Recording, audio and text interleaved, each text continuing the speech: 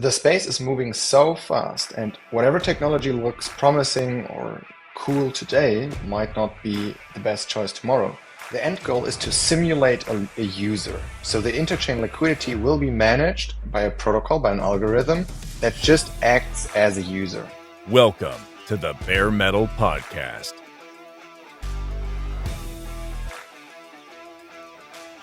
Hi everyone, welcome to the Bare Metal Podcast. As usual, before our June conference, I'd like to invite everybody to join us at Gateway in Prague from 3rd to 5th of July. It's going to be a fun event talking about all things Cosmos. And since we're in Cosmos, I'd like to welcome Sen Com here from WhiteWhale. Welcome, David. Hi, my pleasure to meet you. So to kick things off, can you give us a short intro to yourself and then tell us sort of what went into founding the WhiteWhale protocol? What led up to this event? Why did you guys see this opportunity? Sure. So my name is David. I'm from Germany. I am a computer scientist by academics. I used to work in AI. I worked for a large research company there. But during my work there, I discovered crypto. Actually, DVPN, I think, was the first crypto token I ever bought. So that got me into Cosmos, and here I am now. Now, to your second question, what led to the founding of WhiteWhale? I'm not the founder, I'm not the co-founder, but I hope I can speak for Sebastian on this question. So, back in the days, there was Terra and the UST token, and you could Arbit back, so you could trade Luna for UST and vice versa. And the stability of the token or the UST token was protected by this mint and burn mechanism. And Sebastian, the founder, he was a very vocal and strong community member in the Terra ecosystem. Back at the time, he decided to build an open system to protect the UST peg using flash loans and open source arbitrage infrastructure. Now, that didn't work out quite well. So after the Terra collapse, we regrouped, we put a plan forward, how to move on, and here we are now. That's interesting. So the original motivation was to hold the USD peg, but the system as such wasn't really, I guess, designed robustly enough. But you guys were already thinking about, how to protect the liquidity, how to provide liquidity to the system to guard the peg. And now you guys have designed your very own project, the WhiteWhale protocol. So this is fascinating news to me. I had no idea. So can you tell us about your new approach to liquidity management inside Cosmos? What's the WhiteWhale protocol? Sure.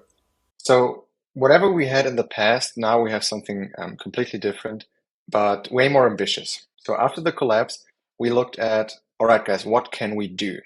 What problems will there be? And we saw that the interchain vision is going to become true in some form or another. I remember the co-founder of Tendermint saying that he expects 1 million blockchains. So I don't know if that number is true or we will ever reach that number, but the number of chains I think will be increasing. And with increasing chains or a number of chains, you get fractured liquidity. Imagine you have your token and it trades on 20 blockchains and you want to do a big order. Well, you can't, because when you trade on one chain, it moves the price up crazy, but all the other chains don't move, so you don't have liquidity. So to cut it short, we saw that there's a lot of market and capital inefficiencies coming with the growing interchain, and we decided to mitigate them, help the interchain grow, and this is how the WhiteWhale interchain protocol was birthed. It was interesting to me when you guys launched your own blockchain. I mean, the idea for the protocol is already big, but on top of that, you guys have decided that the right way to build this project is to actually have a sovereign blockchain. And by that, I mean you bootstrapped, you built your own validator set, you launched the whole chain, which is in itself a lot of work. There are other possibilities in Cosmos today, like you could use Dimension, you could use Saga, you could become a consumer chain. Can you talk to why you guys have decided to do all this work? Sure. The main reason I think, or the main reason was sovereignty. We wanted to have our own blockchain and give our community their own country. their own governance system and to give them full autonomy and flexibility to navigate the interchain ecosystem as it grows and evolves in the future. I think this was the most important aspect, because really the space is moving so fast, and whatever technology looks promising or cool today might not be the best choice tomorrow.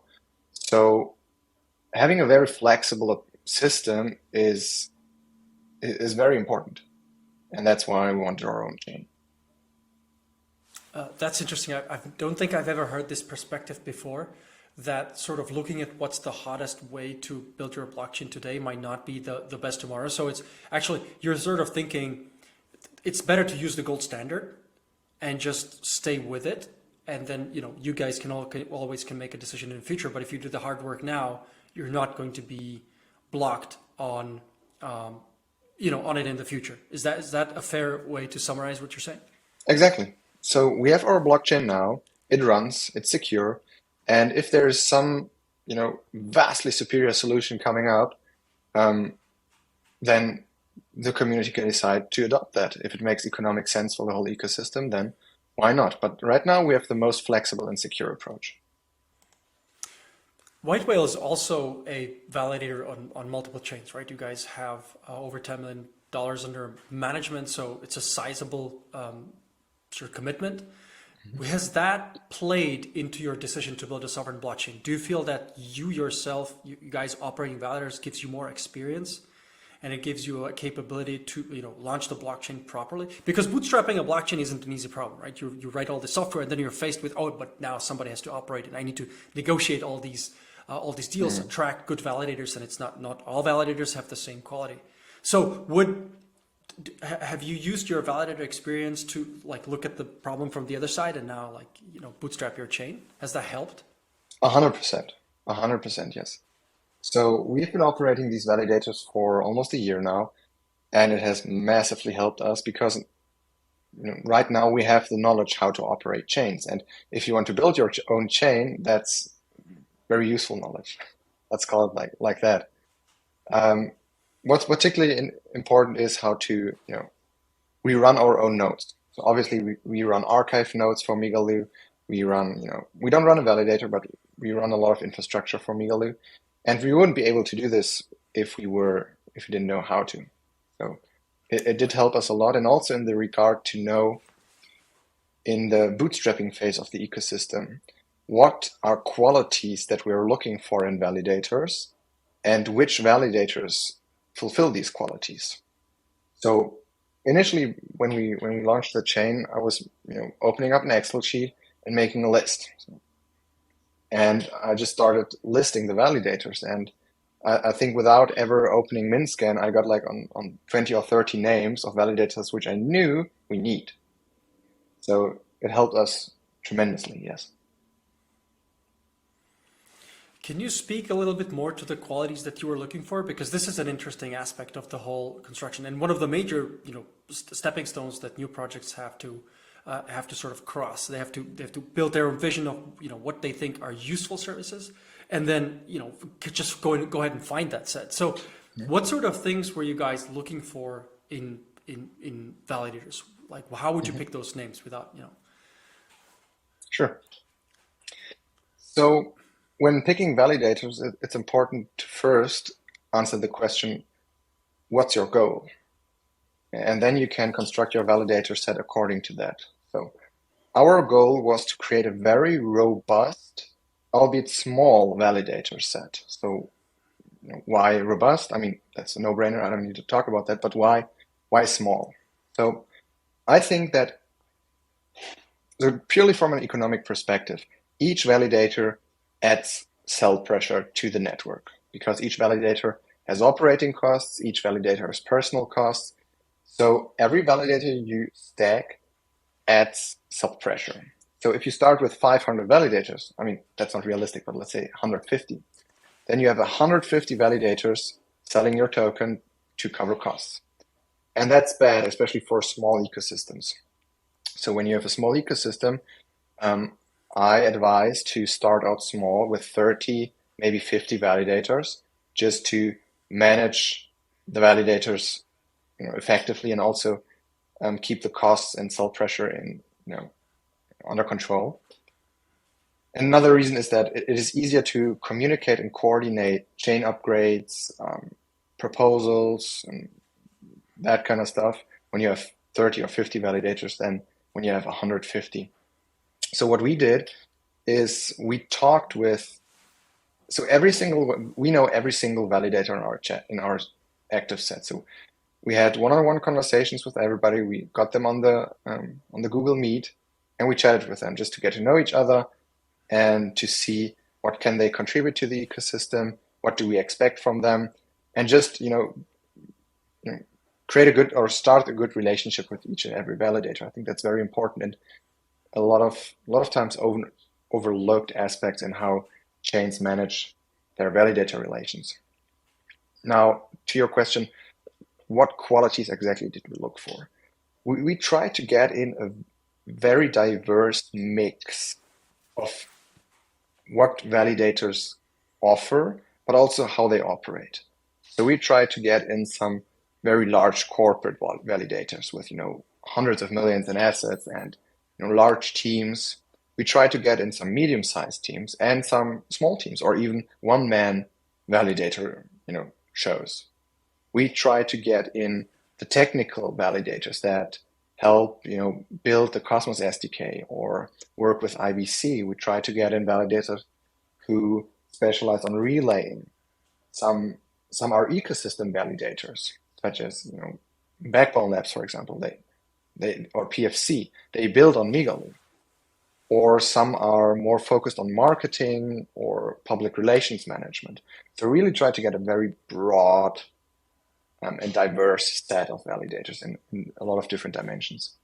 It's really amazing work you guys have done at the beginning, and I think this really speaks to what you have seen as a validator, because I think I've had many validators describe problems like this on the Bare Metal podcast. You guys seem to have taken the lessons and then designed the chain to avoid this from the beginning. So it's kudos. It feels like that's a very very precise way or a strategic way to go ahead and build the blockchain from the ground up. Like just keep adding on to those validators as the system grows and make sure there's no harm to the tokenomics. Get that right mix. I was waiting for you to mention IBC. Obviously, IBC is super important for you guys, given the objective of WhiteWhale. So let's actually jump into that. One of the things you've mentioned is WhiteWhale aims to solve the problem of fragmented liquidity. So my first question would be how? What are you guys doing to? Is it the right way? Am I putting it the right way to increase the movement of liquidity around the blockchain, or to, how do you sort of see? How do you summarize the way you guys solve the fragmented liquidity problem? Can you introduce the WhiteWhale in this way? Yes, I would describe the WhiteWhale interchain protocol as an aqueduct system. Think of each blockchain we have in the Cosmos or even beyond as a city-state, and we try to connect them so that liquidity can flow efficiently between them. Say Injective keeps on ripping and they have a high demand for liquidity. Then liquidity is aggregated and moved towards Injective from places where it's not needed as much. And if the demand subsidizes, it flows back to wherever it's most needed. That's the idea on a metaphorical way, what we're trying to do here. So I'm trying to conjure in my mind a picture of how that would work. Because I've looked at the light paper, I've seen the aqueduct lines, but I believe I'm trying to piece this together from what I understand. So if there is high demand for a token A on Injective, likely people are buying that token. The token is probably increasing in price, it's becoming higher. And then you guys have a framework of IBC relays and arbitrage bots that are then likely to move tokens from another chain where there's less activity toward Injective, and they're incentivized to do so because they want to arb this difference. So is that a fair summary? Does it make sense, or? Not quite. So the whole problem, let me take a step back here. What we're really trying to do is provide synchronous access to liquidity, yes. Okay. I think at the end of the day, the end users, retail users, they will never interact with synchronous liquidity anymore, because you will always get a strictly better price if you aggregate swaps from different chains. Let's say you want to buy Whale, and there's a Whale pool on Osmosis, and there's a Whale pool on Terra. So the sum of splitting your swap up and aggregating it back is always strictly greater than just doing it in one place. So at the end of the day, I think all retail-focused trading and whale trading will go through asynchronous interfaces. What we're trying, and we're not trying to solve this problem. We're not building a DEX aggregator. What we're trying to do is provide synchronous access to liquidity where it's needed. That means actually move liquidity to a different chain. Let's say there's a very high demand for synchronous liquidity on Injective because there's the order book and there's a high volume and there's trading going on between our AMMs and the Helix order book using flash loans. So there's a high demand for, and flash loans can only be done in a synchronous environment. So there's a high demand for synchronous liquidity. So it moves there. And that's what we're trying to solve. And we're not trying to solve this on an off-chain level using bots. We're trying to do this on-chain. And this is where the chain comes into play. This needs to be controlled from somewhere. And we were going back and forth, which chain is it going to be? Is it Juno? Is it Terra? Is it Chihuahua? I mean, that's it with permissionless chains. And then we decided to build our own chain. But the idea here is going into a little bit of how it's going, or it's supposed to be working, is we already have infrastructure on different chains. So we have our DEX on Injective, we have our DEX on Juno and on Terra and so on. And that number will grow horizontally with the ecosystem.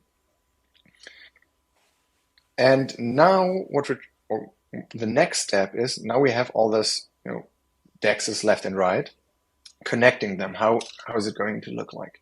So there will be a set of smart contracts on Megaloo that will open up accounts on different chains. Think of interchain accounts.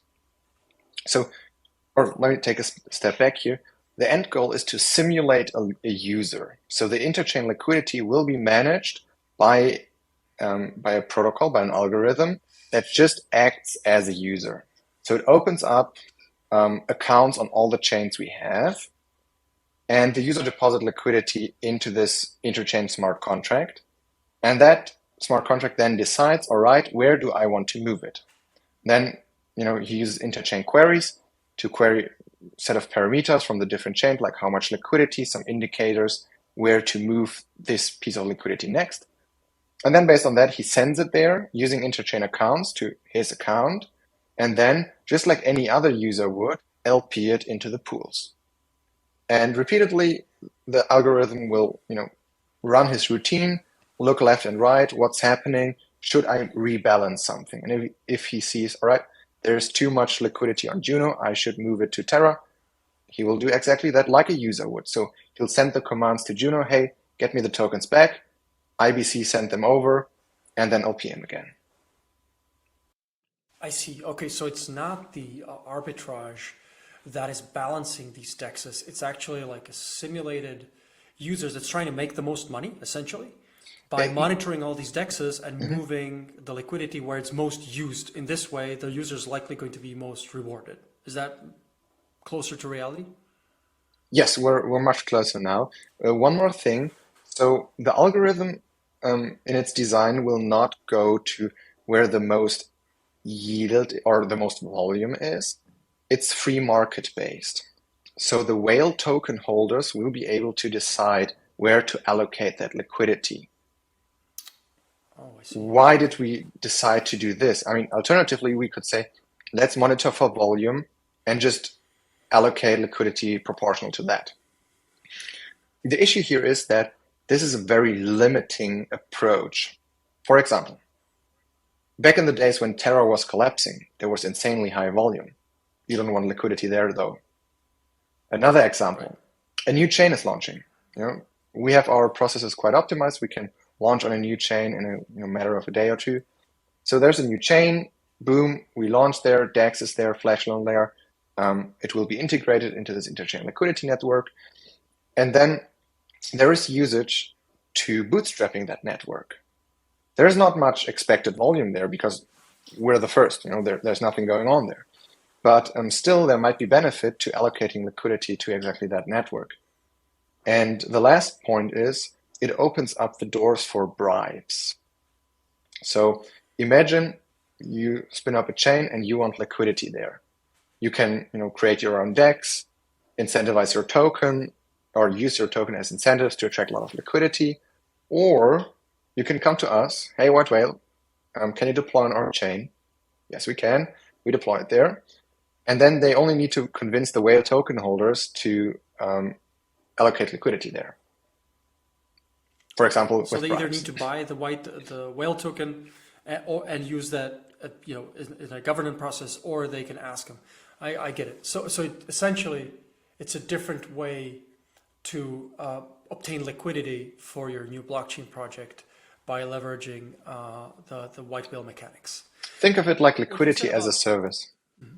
Right, liquidity. So it makes sense to decouple liquidity from volume, because the volume can appear for wrong reasons, right? As you have, or the volume can be missing, but you want more flexibility.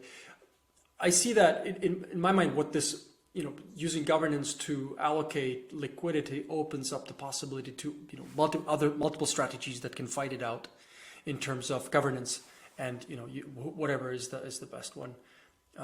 Ultimately, I guess, makes wins in the market. So how do the arbitrage bots fit into all this, and why are you open sourcing them? That caught my attention. Mm-hmm.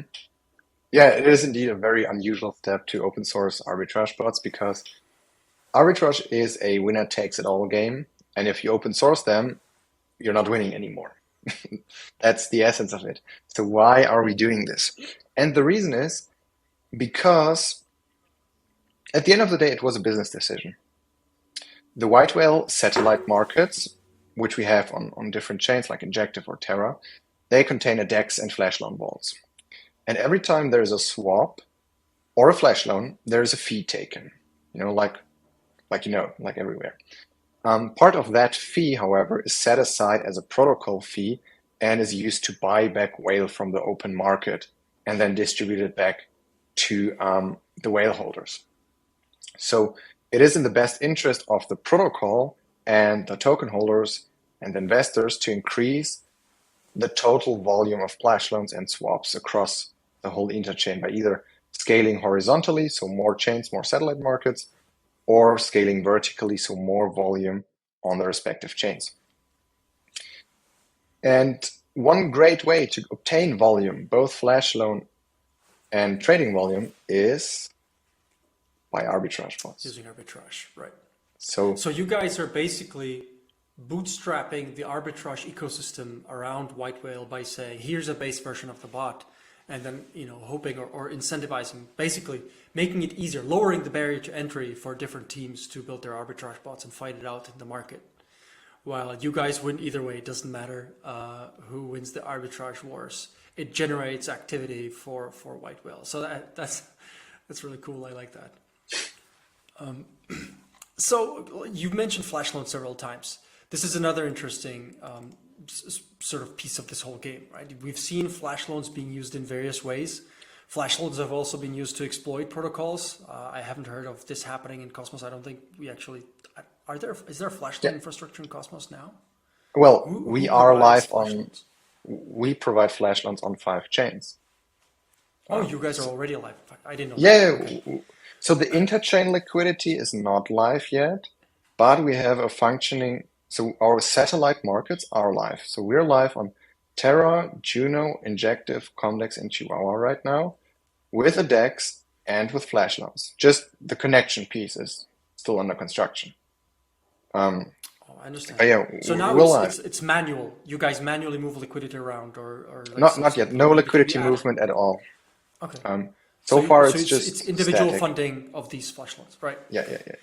And do you plan to offer flash loans on all of the blockchains? It's going to be like a standard construction piece, or are you guys going to select some blockchains which are going to have flash loan pools?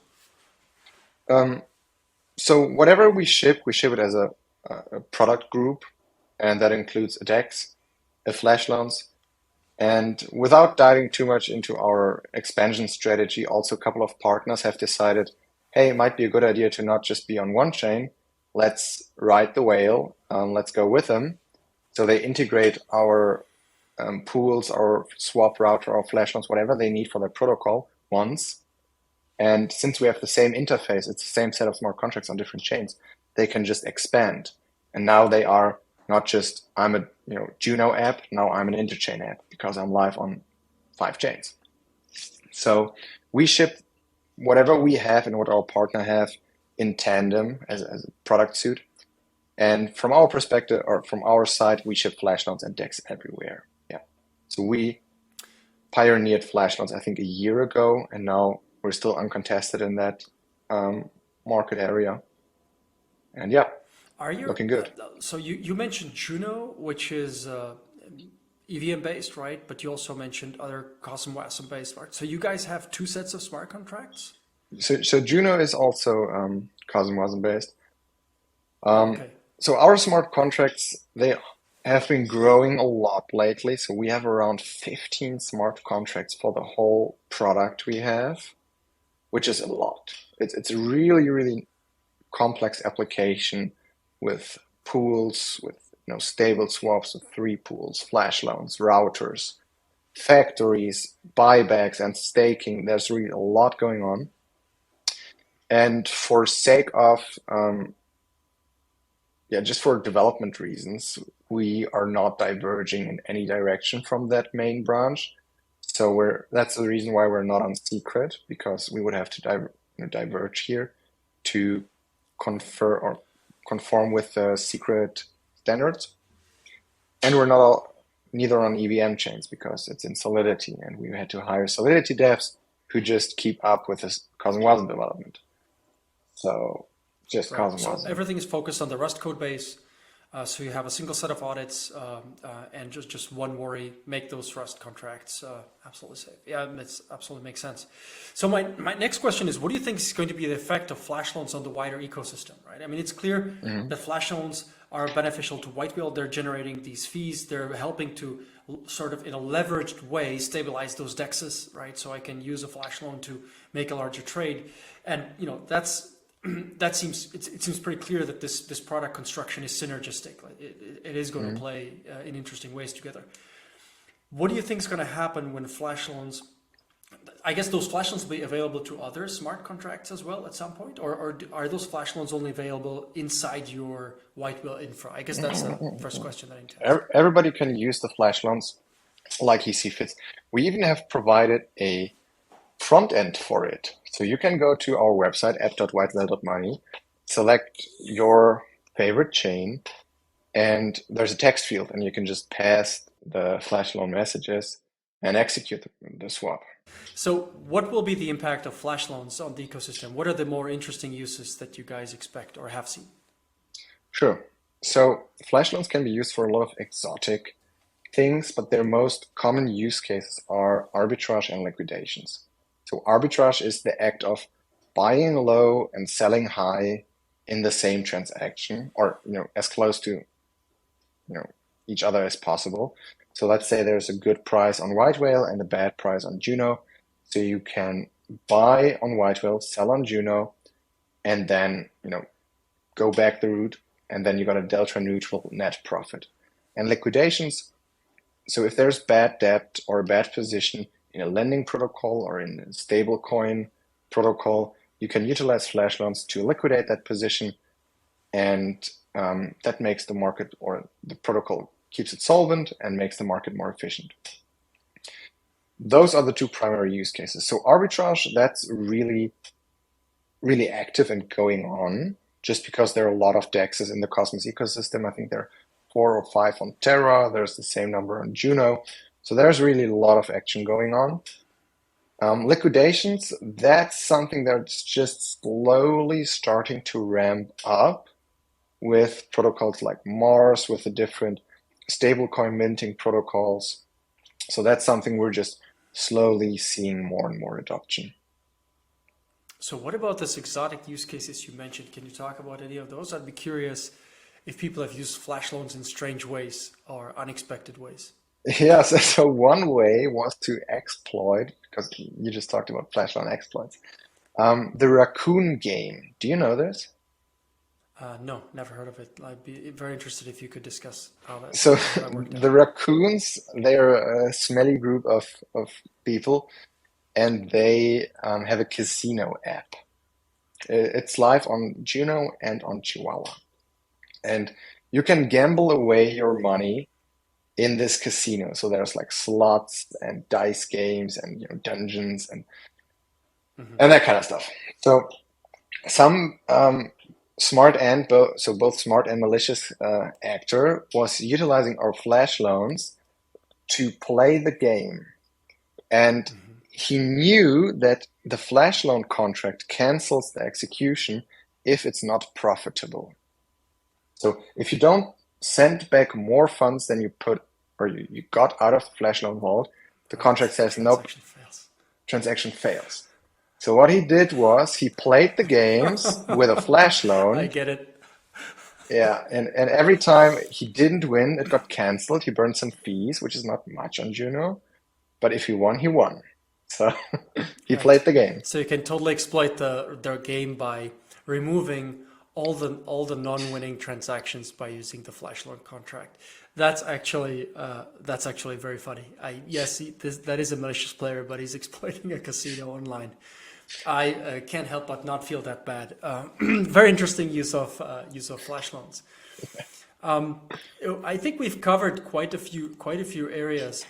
One question that stuck in my mind was, since you guys want to provide and balance interchain liquidity, what are there any constraints or any technical requirements we place on IBC relayers? Like, do they need to be as fast as possible? Or do you need optimizations there, or do the relayers that exist today satisfy your needs? Let's frame it like this. So IBC is still a very fragile technology. So it's not at the point where I would comfortably say this is mass adoption ready, because there's just too much errors. It's too much, transaction timed out, or where are my funds and whatever. And to it's a nightmare just for an average user who manually does it. Now imagine thinking of all the edge cases and all the error handling in an algorithm, in a protocol that needs to be secure and audited and move millions around.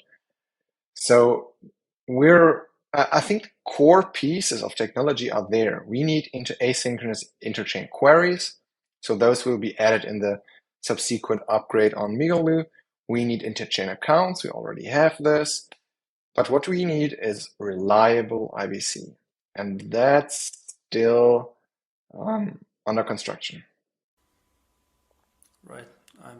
And then if everything works well, the wallet funds that are supposed to fund the transactions on the target chains run out, right? Because the validator needs to Exactly. Yeah, I keep checking, like, do I don't. have enough money in my wallet? So the No, no, no. transaction queue doesn't this stuff. It's actually monitoring transaction flow through IBC is one of the things we're interested in also building out. That seems pretty. That seems like a pretty interesting problem for the interchain future. So with that, that's I'd like to thank you for coming to the podcast. This was a very interesting conversation. Hope to have you back here again. It was my pleasure. Thank you very much. And thank you everybody for listening.